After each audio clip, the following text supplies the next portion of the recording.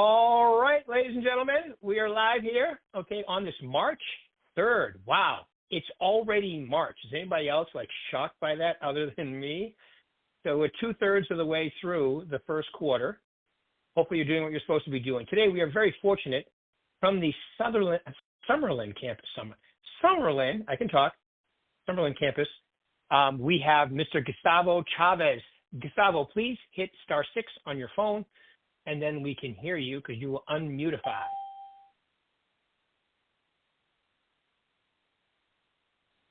Okay, I am muted. I'm okay. There he is. Yep, I can hear you well, too. So good. Whatever you're doing, keep doing that because it sounds good. So Gustavo, tell us a little about yourself, maybe how long you've been in the business, all that good stuff, please. Okay, so I've been in the business for 11 years. So March 2014 I started. And I started with Berkshire Hathaway here in the Southwest area with Aldo. I signed. I didn't actually go to any of the meetings. I signed, and then quickly I moved to San Diego. So then I transferred my license, went to San Diego with Century 21 Award in Mission Valley.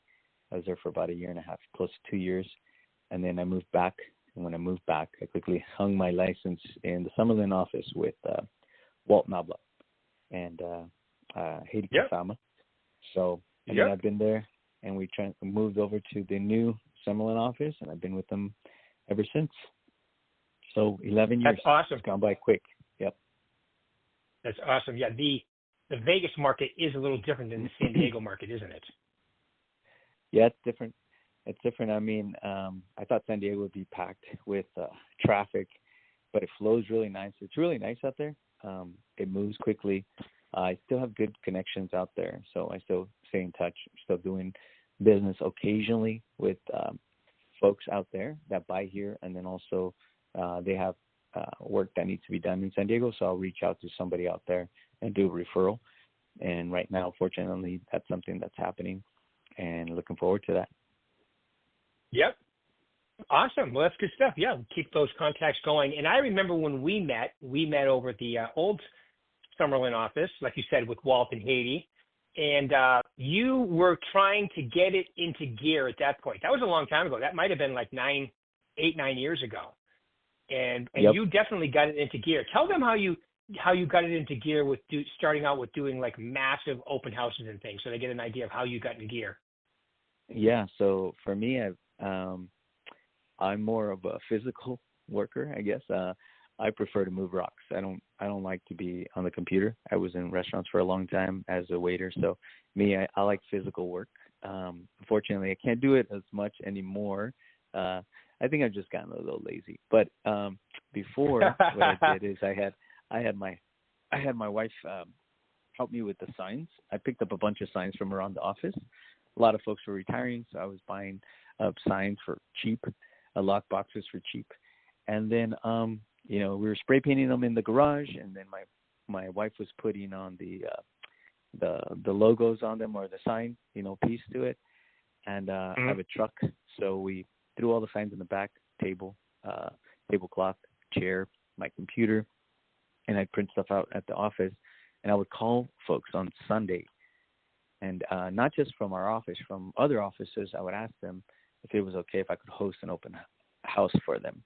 They would ask me when, and I would say, Monday through Saturday, and they would freak out. They'd be like, "You want to do it during the week?" And I'd be like, "Yep." So I would do it from like 10 to about 4, 5, sometimes 6, depending if it was summer. You've got daylight till like 9. So I would do that consistently, and then on Sunday again, I would do that same thing over again until I started to generate business.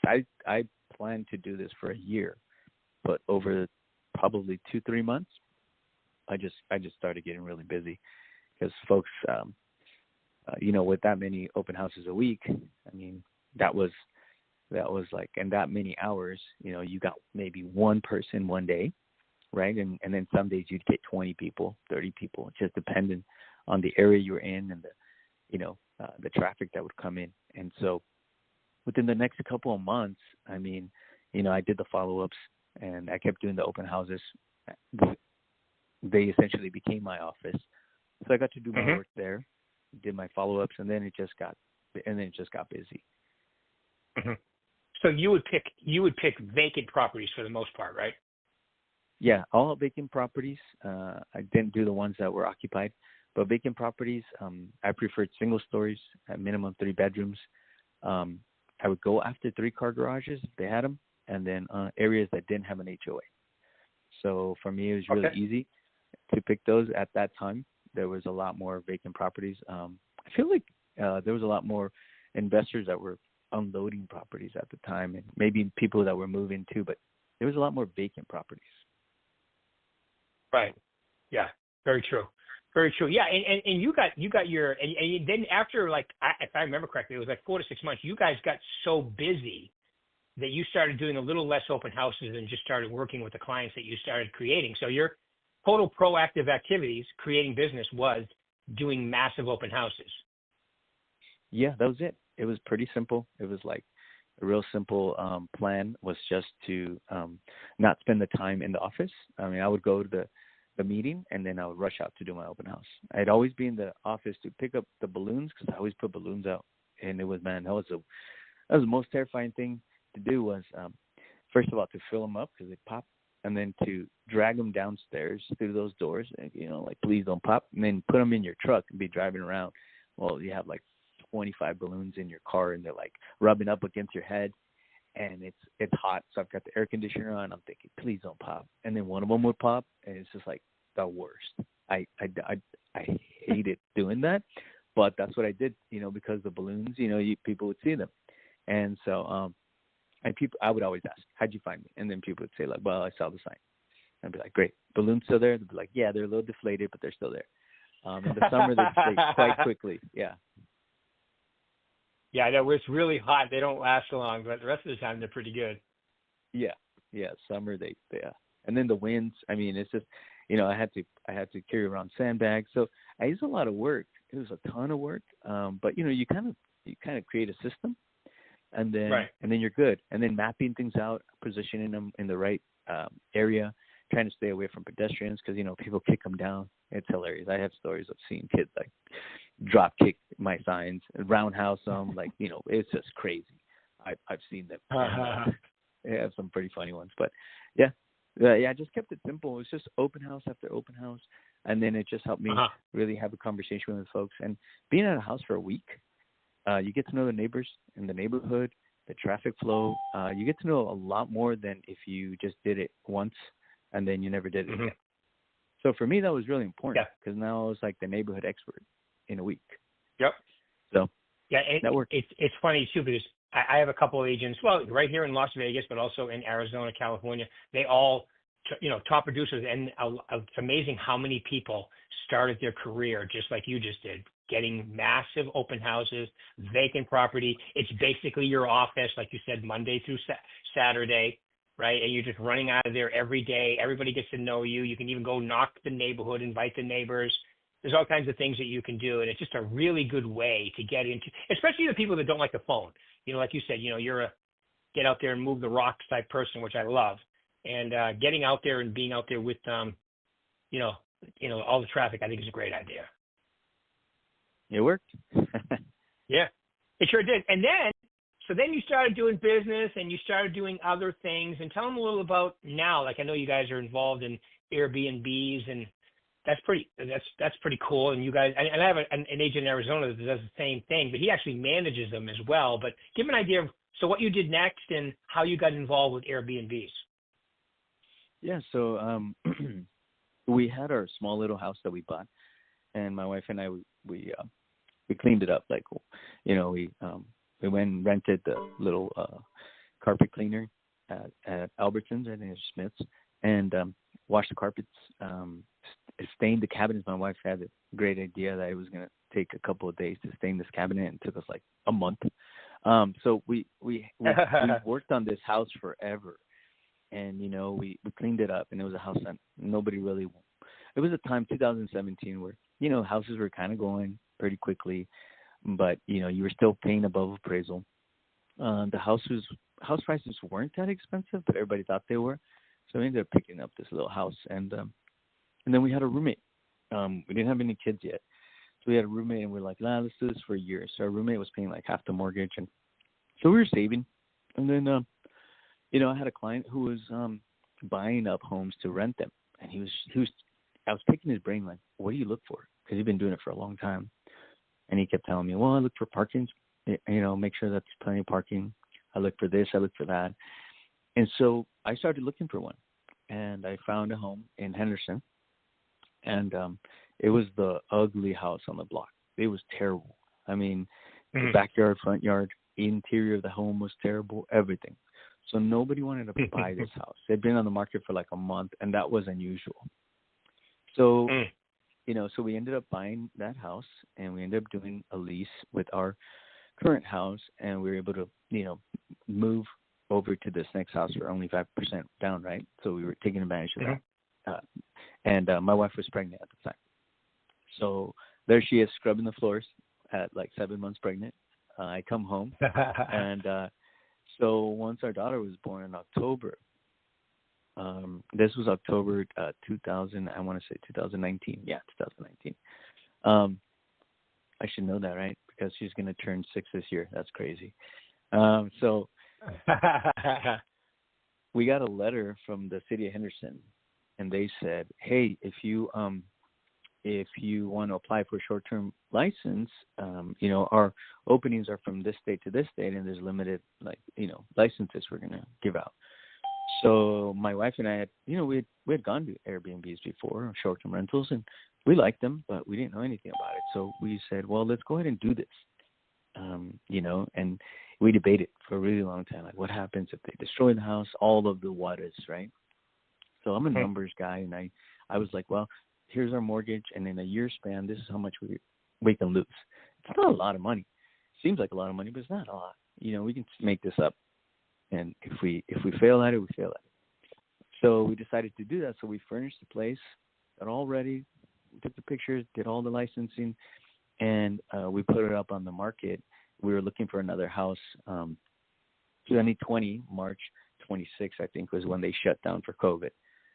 So when they shut down for COVID, we were like getting ready to do this Airbnb, and we're like, oh my God, so now what? And I told my wife, hey, again, we already know what we're going to lose, so let's put it up on the market. And I was like, well, people are stuck in their houses, and, they're probably going to still want to get out. Either way, it worked out. We went and bought another house March 26, 2020. We went looking for a house. We bought another house, closed in May, got a great price, great deal for the house, and we started this short-term rental, and it went crazy. People were like cabin fever. They needed to get out, so they came to our first year was the best year we ever had, and it was during COVID, and it was just insane. So we did that, and then we ended up just doing that over and over and over, and so we continued to buy, but we didn't move from our house. So we were kind of tired. We're like, should we move again? And my wife is pregnant again with our second daughter, so we're like, no, let's not do that. So we ended up buying another house, sold the small house that we had, rolled the money into 2 other homes, and rented those out. And then and then again, and this is still COVID. This is like 2021, and we're like buying up as many homes as we can with what we have, and we ended up buying a piece of land up in Utah, and then deciding, to build a cabin. And that was a nightmare for about 4 years, but we just finished it this year, and we're going to do the same thing. We're going to do a short-term rental there, and so we know that you need a good cleaner and a good handyman once in a while. But it's a new construction, so I don't know, we'll need a handyman for a while, I hope. But a good cleaner, good internet connection, and you can basically handle everything from wherever you're at. So yeah, so we've been fortunate. We didn't intentionally try to get into that. I intentionally wanted to buy homes to rent them, which was the model that I had seen from other investors, which they buy and they rent and they have 50 doors, 100 doors, and I wanted 100 doors, but 100 doors is a lot of headaches, and so now I can get the same probably income with 10 doors, right. If you do short-term rentals. So a lot less headaches, and so the income still comes through. That is awesome. That's a great story too. And you just kept going up and started with your personal residence and rented that out and moved to another one and then another one. And now, have you been affected? Because I know they've changed the zoning slightly. Have any of yours have been affected, or are you still much all grandfathered in and good to go with your short-term rentals? Yeah, still good. Still good. Everything's good. Good. I think you just have to be on top of making sure that you're following the rules, because that can affect you, right? If you allow people like to come in and they're gonna have a party, like we decline a lot of reservations when it's something like that. Hey, we're having a family gathering and it's just gonna be and we're like we can't have parties. Like you can come and stay and enjoy yourself and go down the strip, enjoy yourself, come home. But there's quiet hours. There's it's essentially like you have to. It's a neighborhood. You have to make sure, huh? It's a neighborhood, so you can't act like it's a party zone. Otherwise, you're going to get in trouble. So it's a neighborhood. You got to act like you live there. You know what I mean? Yeah, exactly. And so as long as you follow the rules and everybody's happy, you pay your taxes. There's a lot of taxes to be paid with those, but it's part of doing business, and we're grateful for the opportunities that we have. We definitely do. Yeah, we're pretty lucky. Work hard and getting an opportunity to do it, and you get lucky. Yeah. So you do. Yeah, you guys. Well, you work hard. It's the old saying, right? The harder you work, the luckier you seem to get. And you guys are perfect. I can remember the two of you coming to my classes, you and Michelle, and so great that you guys have done what you've done. It's exciting to watch, because this business allows you to take your personality, like you said, I wanted to be an investor, and then on the way to doing that, I took a right instead of a left, meaning instead of 50 doors, now I have 10. It's a little bit more maintenance because you have more people coming in and out. But like you said, with a good handyman and a good cleaning person, it's not that hard. It's more like scheduling, right?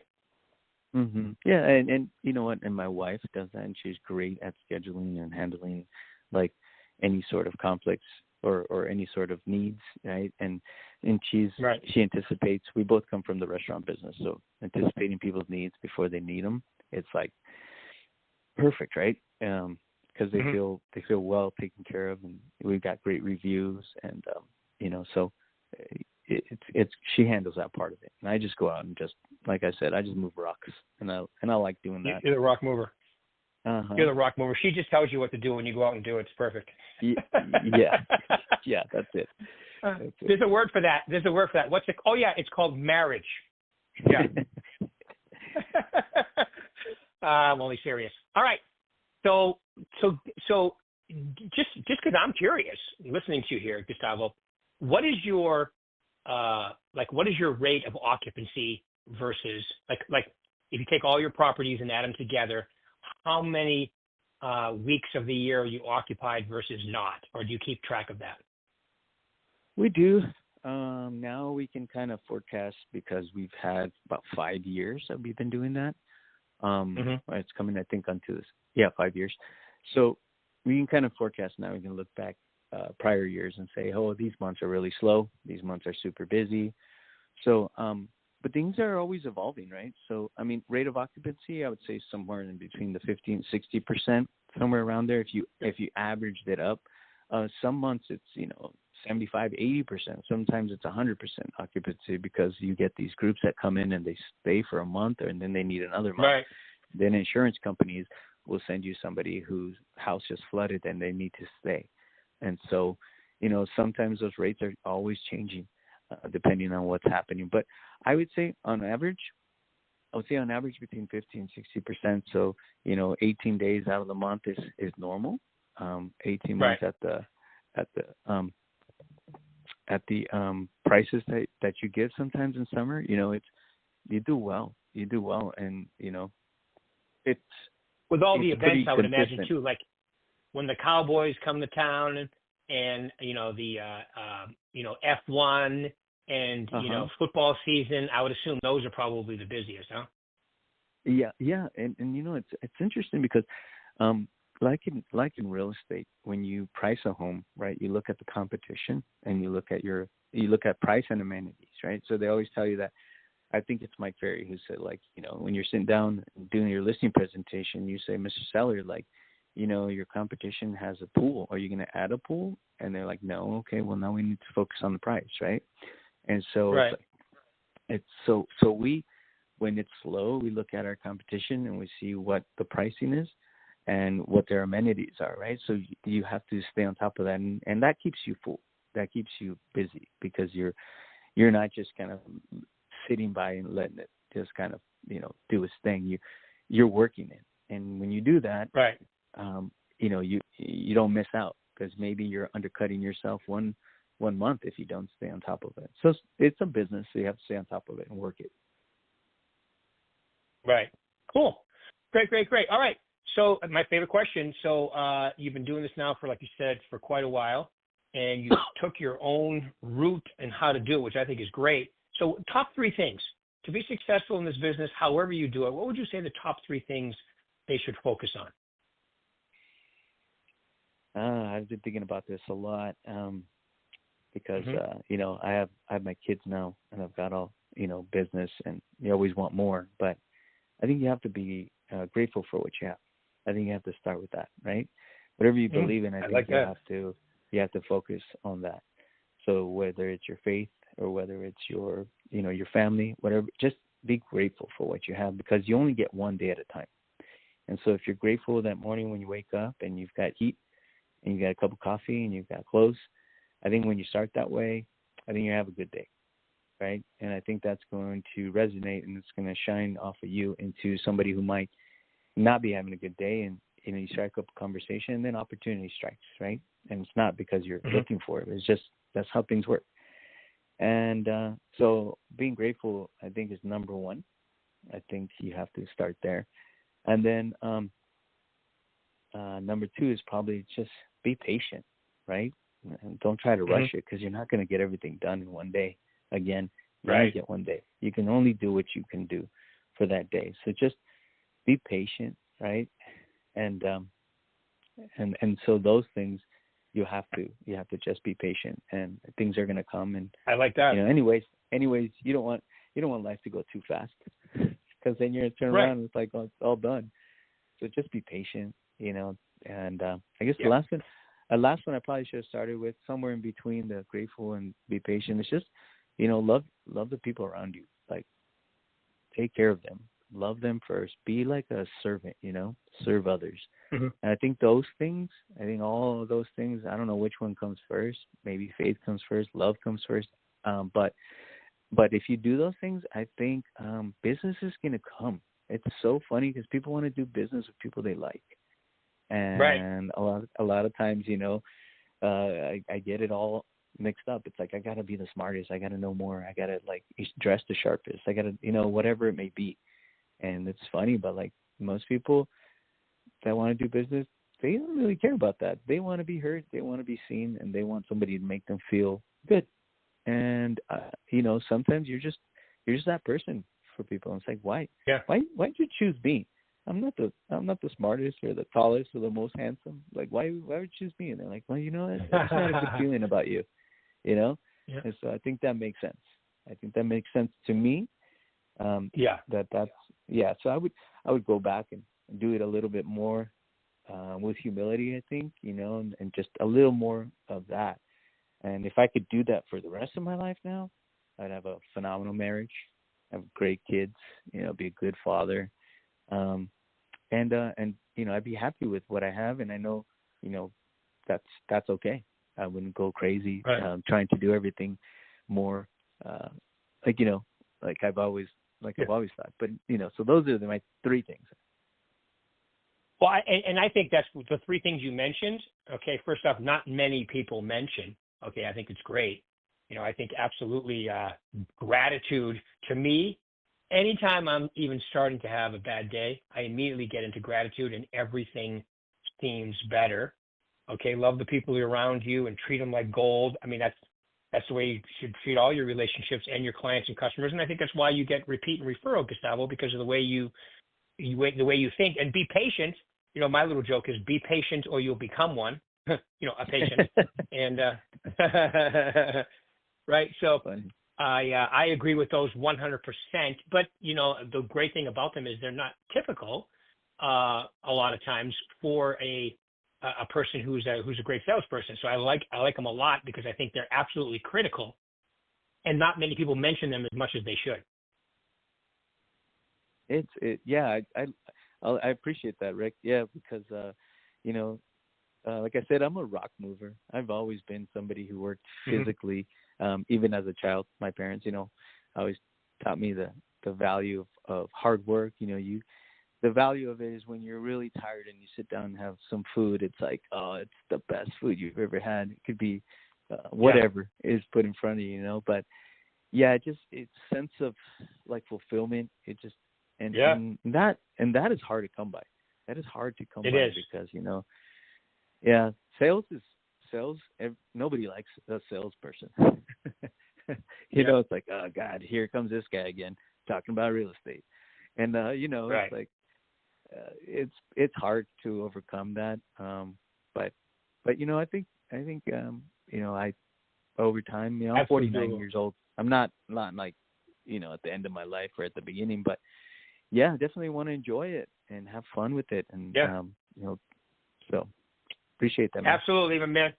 Well, I appreciate you. Think about this. 10, 11 years ago, you guys are, just married and have a roommate, and then you rent the place out and start the whole trajectory of what you guys have done, what you've leveled out to be. And then I know recently you've decided to kick up the real estate sales a little bit because everything else is kind of, steaming, or as they say, at cruising altitude.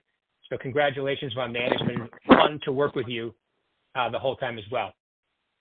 Yeah, same here, Rick. I appreciate you, man. You bring a lot of energy and just being consistent on those calls. It's like I know what my schedule's like. Oh, I got to talk to Rick. I got to talk to Rick this day. So it's nice. Having some consistency is nice. I love it, my man. Well, you say hi to Michelle. Tell her that obviously she's half the team, so she's done incredibly well as well. So really appreciate you taking your time out today. I really appreciate you, my man. Keep it rocking. We'll talk soon. Everybody else, we'll do this again next week. Thanks, Gustavo. Thanks, brother. Take care of yourself, man. Appreciate you. You too, man. Bye.